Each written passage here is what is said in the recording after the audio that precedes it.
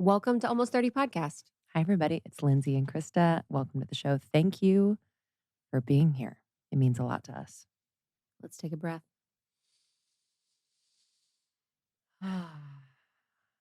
Feels so good. Feels really good. First one of the day. I've been doing on the Open app.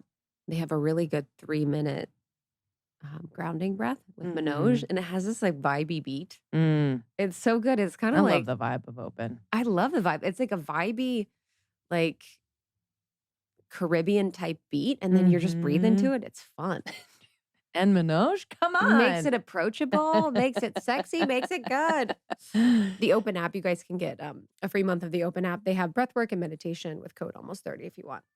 Yeah, it's the so best. good. Oh, Fuj is here. We got our kitty, our resident Little kitty. Fuj. She wants to be on the podcast. That's what she said. Yeah, she said she wants to do her own episode, but we're trying to figure out what the content will be about.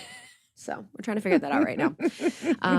Hope you guys are doing well. We are halfway into the year, which is so wild. Halfway into 2022.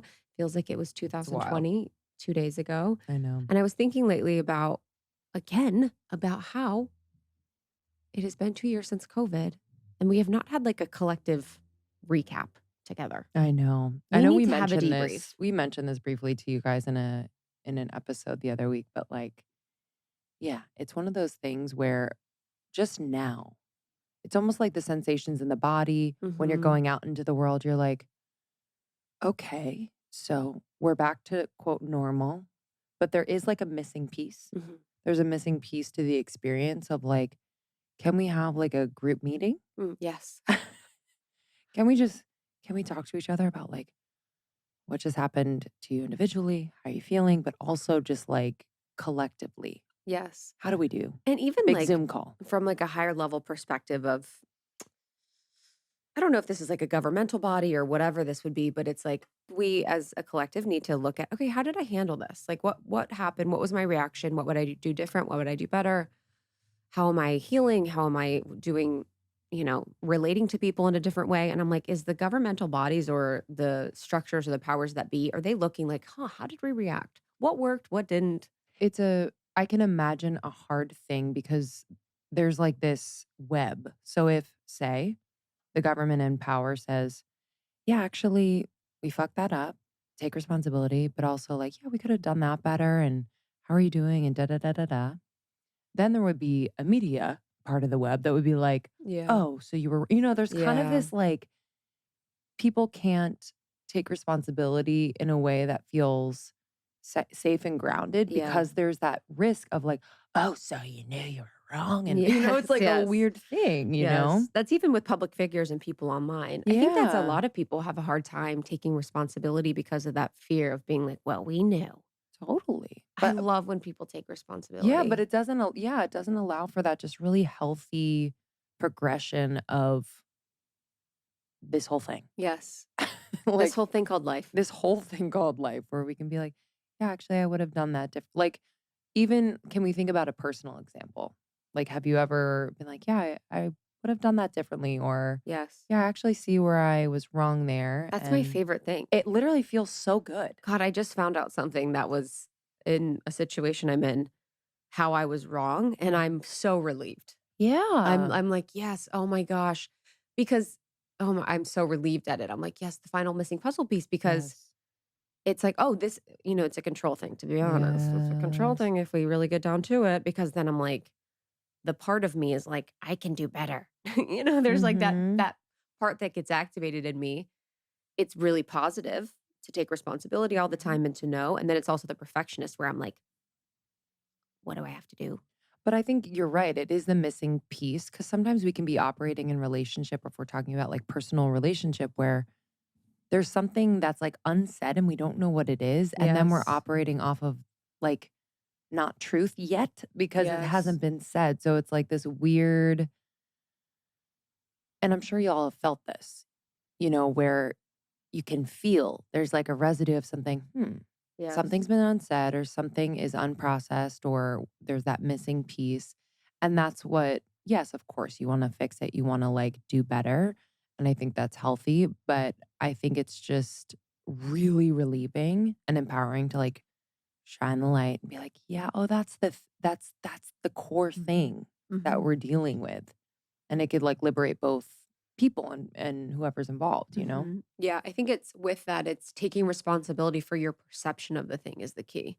Mm, Because 'cause we've been in yeah. situations where people call out the thing and their perception of the thing is their perception, and it's actually not what the experience is for the other person. So I Yes. think it's always in every situation where you have the courage to call it out. It's like, "I'm perceiving this to be. What do you think Mhm. about that?" Mhm. You know?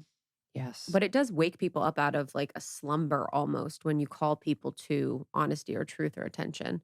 And sometimes I don't wanna do that. Yeah. Some days I'm just Mhm. like, I wanna eat my lunch." Yeah, totally. You know what I mean? Can we pause? Can I just scroll on my phone? I know. I'm excited about this episode. I'm very excited. So, we are sharing with you all the workshop that Devi Brown did during camp summer 2021. So, it's almost a year ago. And we are doing this in celebration of camp coming up again and also membership opening. But Devi is a dear friend of ours, and this workshop just it it stopped time. It was so magnetic, so powerful, and we thought it would just be really beautiful to share it with you here. Yeah, so normally we don't share our camp recordings after camp. They live within our membership portal. So we have tons of and hours of workshops with some of the best in the game living in our membership portal from our camps. And this one, our team reviewed basically all of them, was like, this would be perfect for the podcast. Devi is a leader and teacher at Chopra. She has her own healing modality. She's someone that has really just grown up in the business and become this amazing master wellness educator and healer. She has the Dropping Gems podcast, and I have done healing sessions with her, and she's one of the most powerful people I've ever. Yeah. She's honestly a gem, a magician, and so Mhm. beautiful. So Yeah. this will be so incredible. So in the session, we will explore with Debbie, moving through limiting thoughts, connecting with your personal myth, and creating an internal structure needed to live within a path of ease, grace, and unlimited access to the highest version of your life. How does that sound? Say no I'm more. I want down. more. Take me on the ride, Take Devi me on the Dev. ride. So you can go to Devi. You can find more about Devi at Devi Mhm. Brown on Instagram, DeviBrown.com. And then you can meditate with her on the Chopra app. Yeah, incredible. And if you are curious about the Almost 30 membership, make sure you go to almost30.com, join the wait list, and sign up for camp, baby. It's free. It's completely free. And Krista and I have curated a different experience this year, and we're really excited to share it with you. So, Yeah, it's going to be super special. You'll get a taste of our membership. You will get tons and tons of resources and support and community and access to Lindsay and mhm. I. So enjoy this one. We love you so much. Almost30.com for everything about Almost 30 and our membership community. Almost 30 podcast on Instagram and TikTok. And then me, you can find on Instagram at It's Krista. And I'm at Lindsay Simsek. All right, y'all, enjoy this. We'll see you on the other side. See you soon. It feels so beautiful to be joining everyone in this space. I want to start our session together today by just taking a couple breaths and specifically attuning and aligning our energy to this session and the idea of living a limitless life. And we're going to dive into all those pieces in just a moment. But to begin, I would like to ask everyone if it's safe and if it's comfortable in this moment to get a little more comfortable in your seat or find a comfortable seat. Uncross your legs. And if you are able, gently close your eyes with me now. And as our eyes are gently closed and we're sitting really comfortable and relaxed while also supporting our spines, we're going to take in a few deep breaths together. And we're just going to anchor to this exact moment in time and connect ourselves to the highest vision of our lives. So, together, let's take a deep inhale through our nose, and we're going to hold it at the top, and then we'll exhale with a sigh through our mouths. Let's begin our inhale now.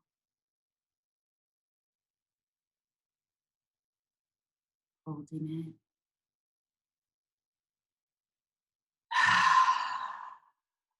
Releasing. We'll do that two more times together here. Beginning that deep, nourishing, full inhale through your nose. Really experiencing your heart expanding as we do that together. And then holding it, letting that vibrant, life nourishing air circulate through your body. And now releasing. And we'll do that once more together. Go ahead and begin your inhale through your nose.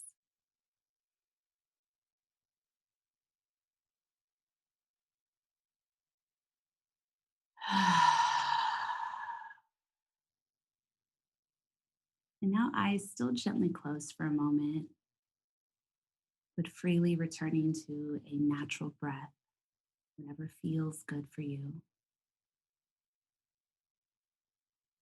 I want you now, with your expanded heart, your open crown chakra above your head, I want you to bring forward the word limitless. And I want you to just let it sit inside of your body right now and notice what comes up. Maybe it's a thought, maybe it's a connection to the word, maybe it's even an againstness to the word, or an enthusiasm, or a memory. And we're not judging anything that comes up, we're just allowing and observing. But let's really allow that word to take up space in our bodies, even if we're unsure of how to utilize it. And as that word, limitless, rests in your heart, I want you now to invite your higher self into the room with you, into this experience, into the next moments we'll be spending together. And if it feels comfortable, maybe you bring your right hand to your heart center. Maybe take that left hand and maybe place it on your abdomen, your solar plexus chakra, or your sacral. And you can say silently to yourself, I'm inviting in my higher self. I am inviting in my highest self.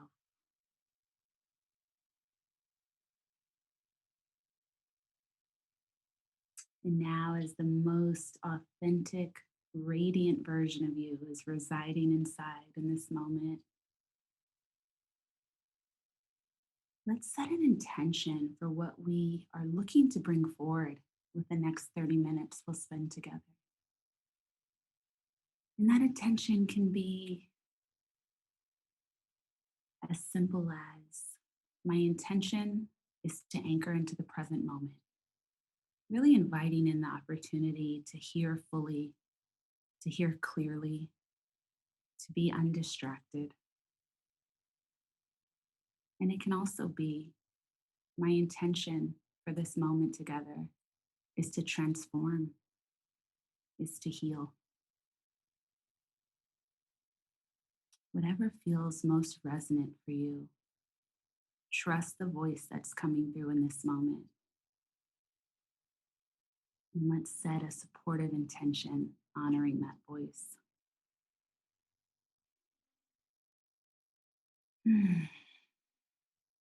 And now that our intentions are set, you can release the hold on your heart, on your abdomen.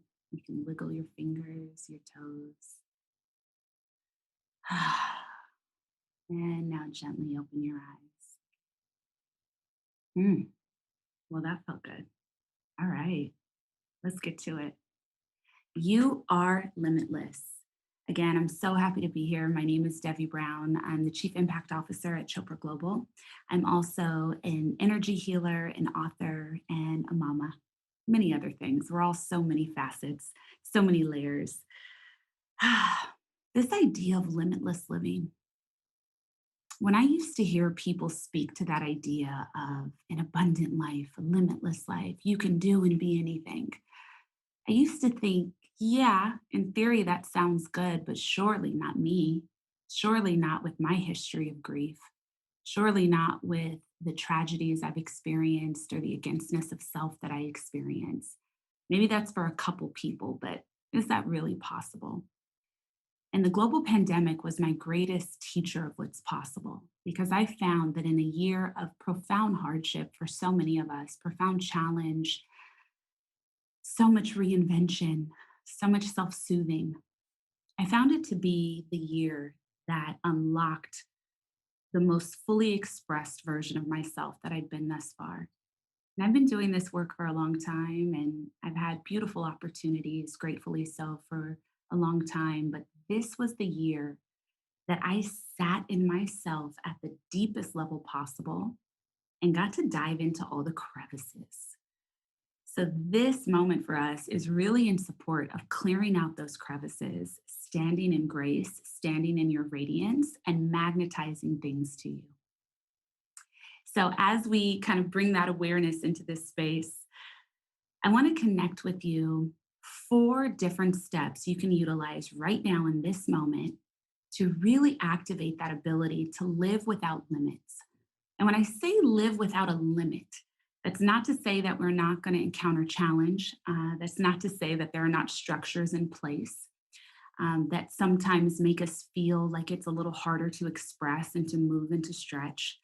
But what it does mean is that we are not allowing a ceiling or a lid to be placed on top of us in any moment. We can accept the moment as we're striving for more, but we are truly experiencing and visualizing our lives without that lid that blocks our crown, without that ceiling that creates a limitation or a perceived limitation, sometimes showing up as our own thoughts.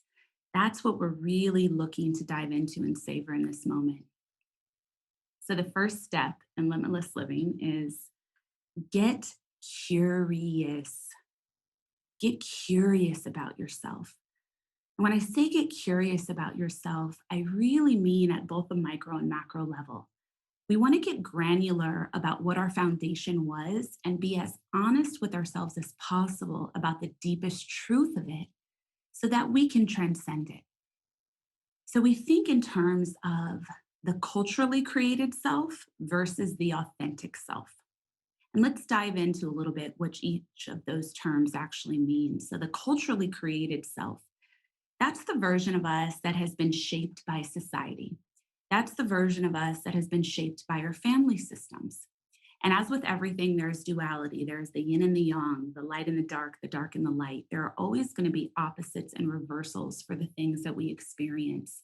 But when we get a chance to really look at them through eyes that are not in judgment of our experience, that are just curious about our experience, we have the opportunity to not just transcend the experience and move forward, but we have the opportunity to actually turn all of those experiences into the fuel that will guide and unleash the fullness of our Dharma. And Dharma in Sanskrit is loosely translated as purpose, but it also means deepest truth, the deepest truth of your life that is available to you.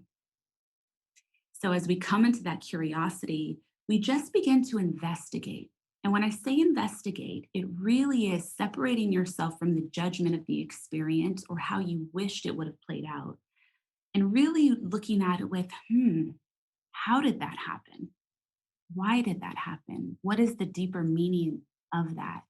What is the connection to my lineage, to perhaps my ancestry? What are the things that I'm picking up in this tapestry, the smaller weavings, and really looking at them with a sharp, discerning eye and not an eye of, why has this happened to me? Which is valid because so many things happen to us without our direct consent, starting from the moment we arrive here. But when we come into that space, if we can switch the lens into that curiosity, there's so much room for freedom and there's so much room to step into the mastery of who you are. So, the culturally created self versus the authentic self, a great way to experience those two is in a moment that you might feel charge coming up, asking, what part of me is reacting to this? Is it my highest self, the version of myself that is connected to my wholeness, my worthiness in every moment? Or is it the culturally created version of me that is in comparative mode? I am experiencing my life based on how it measures up to other lives, or how it measures up to other experiences, or how it measures up to the stories that I've told myself or the way that I've experienced myself. So that little investigation creates such a tremendous amount of opportunity for expansion. And we'll get to that a little more deeply in step 4. But as we sit in that beautiful space, that curiosity, what you're really looking to invoke, and it may feel good to write this down so you can remember, even the lens of joyful curiosity can be a great use of kind of that diving in and that investigation. But you're really looking to excavate, which is kind of carve out and bring forward, and also investigate every thought and every belief. Sometimes we get scared to investigate our beliefs because we think it is disloyal, either to our family system, either to different versions of ourselves that we've been, or society as a whole. Or we get nervous about, well, what will I believe if I don't believe that? How will I connect if that is not my centerpiece? But what's really important is so many of our beliefs were just placed upon us and used as tools at various levels of our development. But when we get to investigate them and really look and say, does this still feel true? Does this feel nourishing? Does this feel like the loving way to live? Then we get to refine for ourselves and choose. And sometimes it will be, yeah, I'm going to carry forth that tradition. That feels really good. Or, yeah, I actually really got a great foundation of that knowing, of that belief, of that understanding of faith or psychology. And sometimes it's, wow, that really limited me. Being told to think in this way, being told to believe in this way, viewing life through maybe good and bad, viewing life through punishment and reward. I don't think that fits who I want to be in this moment. And so we just get to be in choice. What we're really looking to do in the step 1 of living this limitless life is get curious so that we can always stand in choice and be able in each moment to decide for ourselves where we want to go, who we want to be, what we want to do. So that's step 1, limitless living. Step 2 is start noticing the themes and the patterns in your life. I know now so many of us are getting deeply connected to some of the deeper work. And something that is shared really powerfully and beautifully on the Almost 30 podcast are so many different tools, a multitude, a variety of ways to explore yourself spiritually, ways to explore what your life purpose and meaning is. So, getting things done like your birth chart or your Enneagram or your human design or all of the tools where you can really investigate what is my unique blueprint, that can be really powerful. What can also be really powerful is taking time to just jot down the memories that have stuck with you. You can do this in a journal, you can do this in a voice note. Does not have to be Dear Diary style. It can also be quick bullet points as they come to you. Again, always experiencing them through the lens of non judgment and through the lens of curiosity. But start investigating yourself. That same skill set that you might put towards Instagram for the person that you're dating or the person that you're not talking to anymore, let's apply that same finely tuned, beautiful investigative ability to our actual souls and our spirits. Let's get granular. Let's get our notebooks out. Let's create that book of self and keep track of our feelings. Keep track of how we want to feel, how we want to be, and also notice and honor all the versions of ourselves that we were before this one, because those pieces are worthy too. So, noticing the themes and patterns means keep notes on yourself. Even the notes that you feel like you might be embarrassed of in the future. Maybe you're having a day where you're really angry, really upset, but you don't want to note it down because you don't want to be perceived as an angry or upset person, or you don't want someone to find it and maybe think ill of you.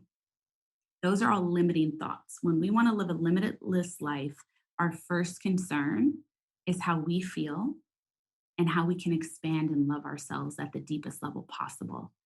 So that also means being willing to witness ourselves in those moments that society told us we shouldn't express and shouldn't feel. So noticing the themes and the patterns, keep notes on yourself, keep a notebook of you. Number 2, what are the myths and the archetypes that play in your life? And this, don't think too hard about this because you can kind of savor this and expand into this long after this session. But I highly recommend starting to look into archetypes as tools for your spiritual ascension and your personal growth. Looking at myths, the way that we experience myths when we were younger was most likely through mythology, either Roman or Greek or Egyptian, or all the stories. So many myths available to us, but they were really meant to be tools to invoke a deeper understanding at the greater story being told in our lives, and how to notice the themes and how to actually rise to the occasion of our lives in powerful ways. So, as we take notes on ourselves, and sometimes that means really jotting down our most traumatic experiences, being willing to really look at what was the bigger story being told, and hmm, was this experience in the generation before me? Was that experience in the generation before them? Is there some commonality happening? Is there a pattern that I can notice? Because when we start to make those connections, those dot, dot, dot, and draw the lines, that's when we find our freedom. That's when we can trust our power. That's when we can be our full selves. So don't be scared to look at the shadows. Don't be nervous to write down the true feeling of what's going on in your life, or what went on in your childhood, your adulthood, now, how you experienced your parents. Really notice those things without judgment, just curiosity, so that you can transcend them and free yourself. And so that you can also see the grace that is always available to us, that is always woven into the fibers of any challenge we may be experiencing. There is always grace available. But if we don't witness ourselves, if we don't observe ourselves, if we don't document ourselves, that also means we're not able to really point out the whispers from God, the whispers from spirit. It means we also are not going to be privy to what were the blessings, what were the miracles that happened or that were available to me. Where was my growth? So, as you track your shadows, you also get to track your light and your growth. So, that is number two for living without limits. So far, we've done get curious without judgment. Then we've moved into start noticing the themes and the patterns. And now for the third one, nourish yourself. The only way to live a truly, truly limitless life is to set yourself as the number one priority, which is not the same thing as selfish. And I'm pretty sure, as listeners of the Almost 30 podcast, you guys are all very familiar with how important self care is and how it doesn't relate to selfishness. Something we explored on my episode of the show was not leaning into martyrdom, because that's what society has passed down to us as the role of women. Really creating that path by stepping into our lives as the designers and the divine co creators of our experience, along with God, along with spirit. So, coming into a space of nourishment means making a priority that you spend time with you. And it doesn't just mean, okay, I'm going to work out. Okay, I'm going to do my meditation. It means spending time with yourself for your spiritual development, but with ease in it. So, when we are really taking care of ourselves at the deepest level possible, we are unable to unlock our sacred creativity at a high level. Our sacred creativity, which resides within our sacral chakra, and for women, that is represented as our womb space, not just birth forth life, literally, not just childbearing, but that is the seat of your power that births your heart's deepest desires, that births your most sacred, and impactful levels of your own creativity. And everyone watching here is a profoundly creative person. Whether you've recognized that within yourself or not, that might be yet to be seen. But that is what the deepest truth is. Every person watching this is incredibly powerful and has the ability to magnetize, has the ability to manifest, has the ability to create large vision for the world and for yourself. So when we come into that space of accessing our sacred creativity through nourishment, through showing up for us, through being willing to just be still and quiet and not control everything. Stillness and quiet is self care. Then we can access some of our deeper layers. Another step in that self nourishment, is really find a way to carve out a sacred space. Can look however pleases you. That can mean that this sacred space can be a corner, it can be a windowsill, it can be an entire room, it can be a nook, it can be a drawer.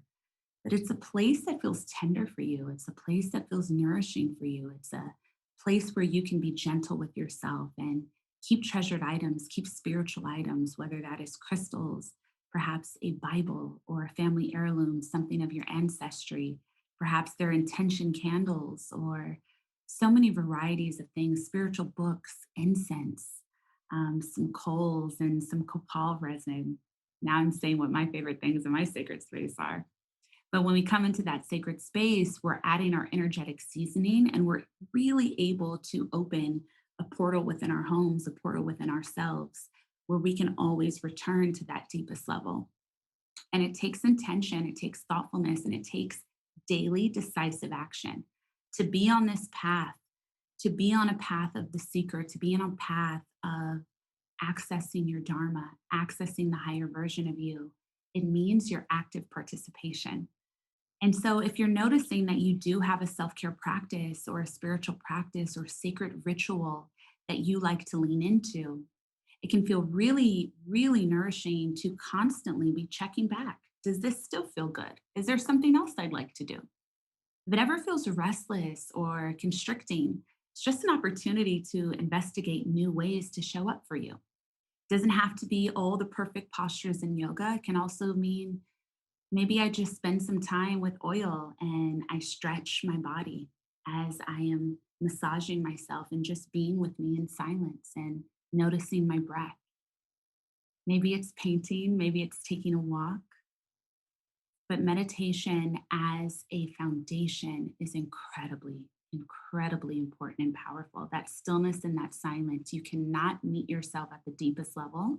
You cannot access the highest level of your life if you don't create the spaciousness to do so. And that spaciousness means being still, being silent, and allowing things to come, not just outpouring what you think is the best vision, not just trying to control all the outcomes. You are amazing. However, the real deeper parts of who you are and what you can be in this world, you're not able to fathom. You can't fathom yet. You haven't been it yet. So that's why you have to create the space and the allowance and the receptivity to bring forward, to invoke. We want a path of grace and ease, which means not always trying to do, it's receive, it's allow, it's come into that space of radiance and majesty and deep belief that life is showing up for you at an impactful high level, that you are an empowered designer and co creator of this experience and can bring forward what is necessary to get to the deepest level of your Dharma possible. So that was step 3, nourish yourself. And step 4 is work your process. The fourth step in being able to live a truly limitless life, which means a life where you don't have that ceiling, a life where you don't have a lid. There's not a point that you can go and then go no farther. Limitless life means expansive, it means abundant, it means taking up space. And to really do that, you have to work your process, but you have to work it in real time, minute by minute. It's not enough to be hoarding all these tools and buying all the spiritual books and taking the courses. If you are only remembering what you should have done as you're in the shower replaying conversations or at the end of your day, you are utilizing these tools. You are here in this moment to have things that you can actively rely upon, to have things that you can actively connect to in each moment. These tools are important not just to shed our past and not just to be in a place of healing the wounds that we've experienced, but your daily process is incredibly important for the minute by minute refining that is necessary for living a big life, for living an abundant life and a life without minutes. Excuse me, a life without limits. And so when we're in that space and we're working our process in real time, that can look like I'm at the traffic light and I'm getting really upset. And instead of just allowing that upsetness for whatever is happening, maybe it's someone that cut me off, maybe it's me frustrated with the way that I use my time, taking a moment in that exact second to show up for you in real time by taking a breath and then investigating, what am I really upset about? What is the deeper experience? And when you get into the groove of working your process in real time, minute by minute refinements, minute by minute mastery, what happens is those moments become less and less. So, where you might have been investigating something and it might have really kind of sat you down for the weekend to work through, you're now moving through in 30 seconds, 60 seconds. You're moving through it in an afternoon because you've been showing up actively in each moment, constantly moving away debris. Because when we get into this space of mastery, it is less about sometimes the bigger breakthroughs. You might have really experienced thus far some profound breakthroughs in your life. The mastery is in the crevices. The mastery is in those mini moments where you are diving in and pulling out, diving in and pulling out, where you're in remembrance of your wholeness and your power. To live limitless means that there is this deep internal belief and deep internal knowing that you are worthy, that you are enough, that you are whole, and that you have immeasurable power residing inside of you. Every single person watching right now, all close to 1,000, every single person watching right now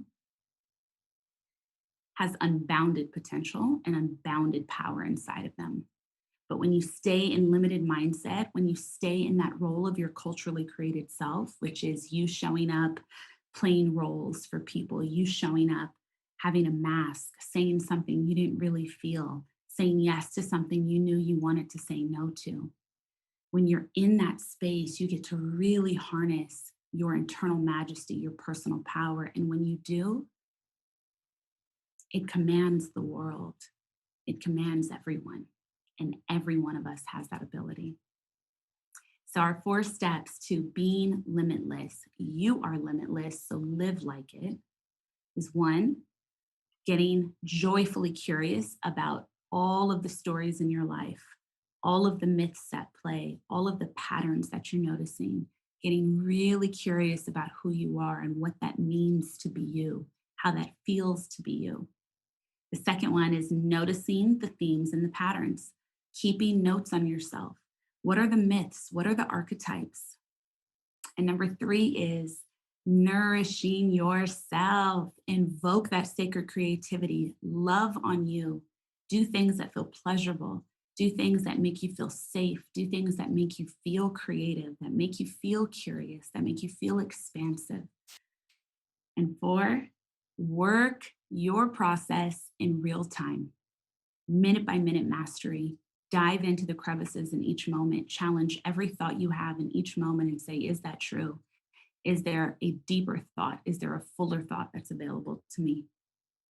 And in closing, I'd like to share, and I'm not too sure if we do Q&A. I don't know how this works. So available for all the advice in the chat. At my- Um, we're we're at time, so we won't do Q&A, but oh, there are okay. some just beautiful, beautiful, beautiful comments in the chat section. One of them I do want to read to you real quick. I have to say, this is to you, Devi, from Joanne. Since starting to work with you in April 2020 for Divine Timeout, your growth and beauty has been exponentially growing and blossoming, and it's an honor to witness and walk with you on this sacred journey. She's crying. She loves you. Just Love you, want to. Joanne. You are a warrior. Thank you for that beautiful comment. Mm. Miss I Debbie Brown. wanted to I wanted to share one thing for Mhm. just a second, if I could. I'd like to close out and offer this affirmation for anyone that needs it. And I would just like to share, say it 3 times a day or set an appointment to say it. It could be every time you wash your hands. I'm going to say my affirmations when I wash my hands. I'm going to say my affirmations anytime I touch my hair. I'm going to say my affirmations anytime I see a mirror. This affirmation is very simple, but incredibly transformative. And even if you don't yet believe the words that I'm about to say, I would like you to just try them on and continue to try it on until it fits. So, Jess, you can gently close your eyes or you can look at me as I say this, and you might want to write this down. I love and accept myself. I love and accept myself.